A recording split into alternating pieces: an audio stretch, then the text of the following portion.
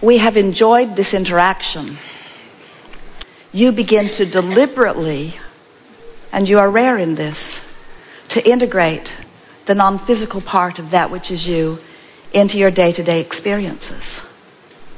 You are more than these physical bodies, aren't you? You are source energy expressing here.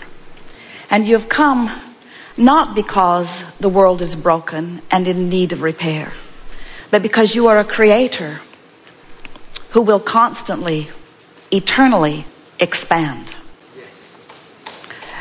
When you find an environment as magnificent as this, that inspires new desire within you all day, every day, and you simultaneously, as the new desire is exploding from you, are aware of where you stand in vibrational relationship to it, so you are bit by bit bringing yourself into alignment with each new idea as it comes, you begin to develop this steady, progressive path of delicious unfolding. We call it life in the vortex.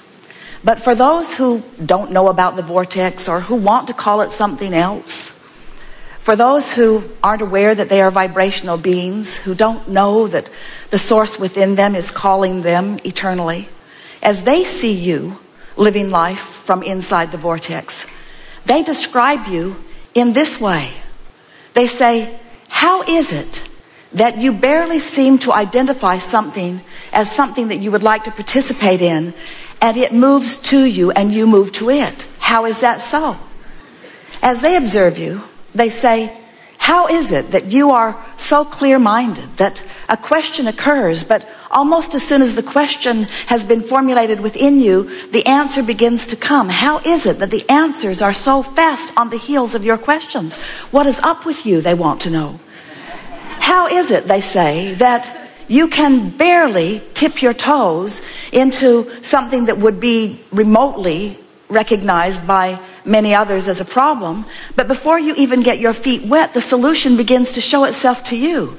How is it you are joyful mostly? How is it that you are fun everywhere you go? How is it that your timing is so precise? How is it that you maintain your physical vitality? How is it that you seem to move through time without decline? How is it that you remain physically focused, and yet there is something about you that seems otherworldly? And to most of them who are not ready to hear what you say about the vortex, you say to them something that is softer and simpler. You say, well, I have a philosophy of life that is serving me well. I believe in the well-being that surrounds us. I believe it is dominant.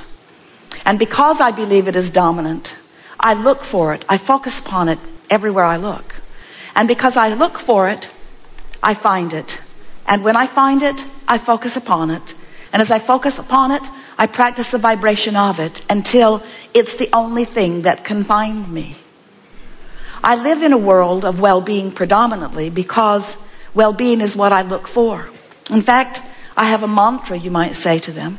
Today, no matter where I'm going, no matter what I'm doing, no matter who I'm doing it with, it is my dominant intent to look for what I'm wanting to see. Because when I look for what I'm wanting to see and find it, I practice the vibration of that. And then my world is filled with things that essentially, things that in essence are the same as that. Oh, don't get me wrong, you can say to them. I live in the world, the real world, like you. And from time to time, I see those things that I'd rather not see. But I discovered some time ago, you may tell them, that whenever I know clearly what I don't want, I know equally clearly what I do want. And I've just learned to get off of what I don't want and on to what I do want as quickly as possible. When I was really little, I could feel that when someone praised me, it felt really, really good. And in the same way, when someone criticized me, it didn't feel good at all. And I recognized even when I was little that when I praised someone else, it would most likely feel good to them. And that if I were to criticize them, it would most likely not feel good to them.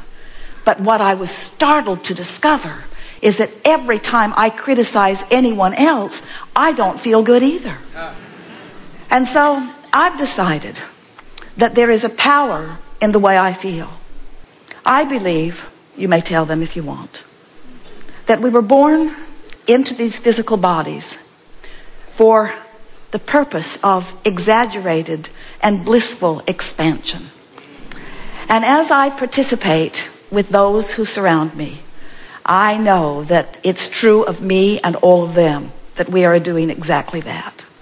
But then somewhere along my trail, I figured something else out.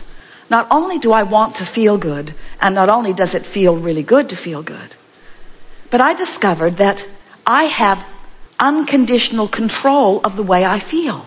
That was a big step for me. Because when I discovered that through the power of my focus, I could always find something that would feel good, and that if I deliberately do focus, that I can train myself into a frequency where only good feeling things can find me, my life started getting better right away. But then I discovered that there's an even deeper law behind it. I finally figured it out.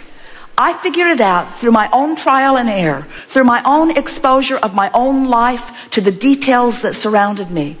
I figured it out that when I am in a moment of appreciation, it feels like the fullness of all that I am is right there appreciating with me. It's as if everything in the heavens is opened up to me, and my ability to see the positive aspect of whatever I am defining becomes fuller and greater. And I also discovered that if I do find something to criticize, it's like I empty out of me. It's like I go somewhere where the larger part of me does not go. So once I got wind of that, once I started figuring out that I am in harmony with that which is source in my joy and in my love and in my praise, and I'm out of harmony in my criticism, in my anger, in my fear, I began to recognize that I was born with this guidance system, that this system within me to let me know not just how to get the most beautiful things in the world. I don't think that is really my purpose, although I don't mind getting it.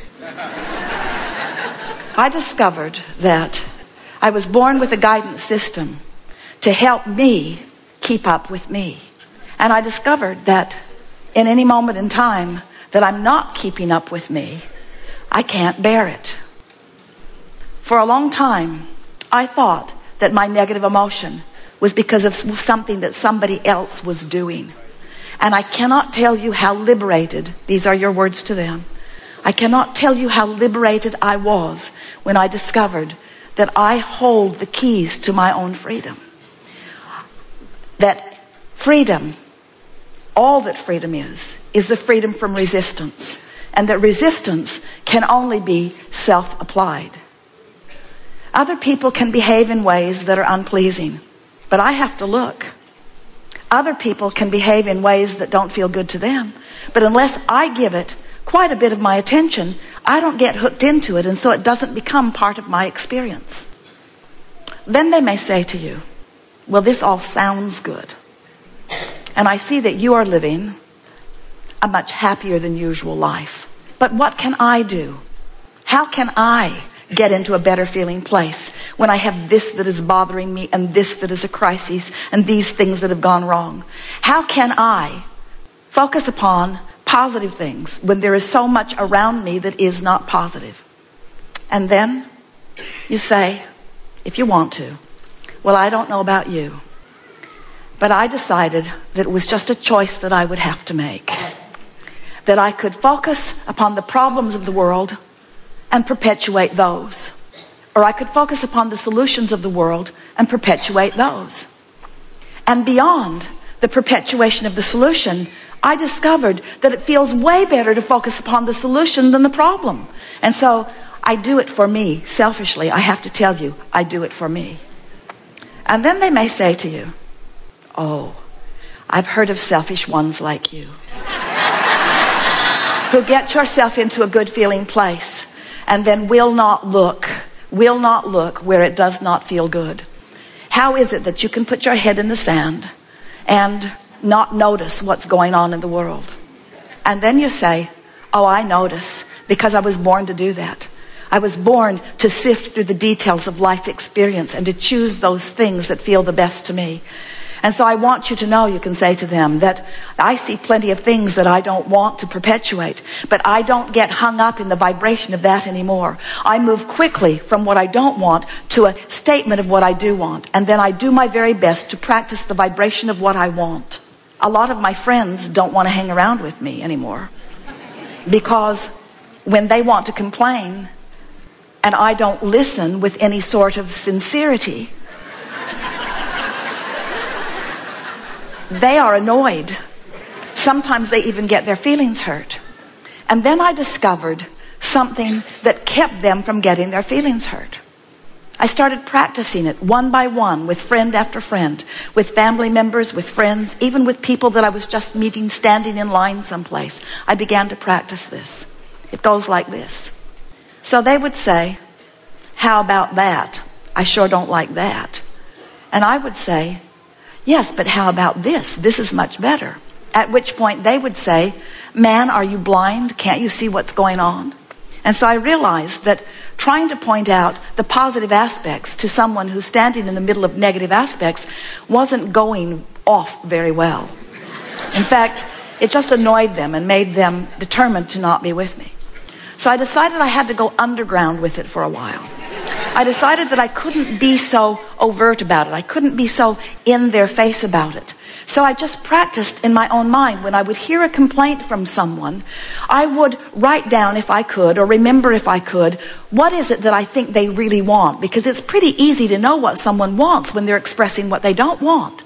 And then I would practice seeing them having what they wanted rather than seeing them as not having it. I began practicing seeing them as they want to be. When someone indicated to me that they were sick, I immediately began to see them as well. And I began practicing the vibration of wellness. And then one by one, as my friends would present themselves to me, not one of them was put off by my newfound vibration, because this is the way it would play out. They would say, "Things aren't going well for me." And I would say, "You know, I heard about that, but then I remembered who you are." And I began practicing in my own mind. When I'm not with you, it's much easier, I have to tell you. I began practicing in my own mind who you really are. And I've discovered things about you that are so intoxicating that now I think about them, not because I'm trying to help you improve, but because it just simply feels so good for me to acknowledge who you really are and what you've really got going on. And this is the list I've made about you. These are the positive aspects of your life. This is who I know you truly to be. This is how I see you. This is how I know you. And this is why I love you, you see.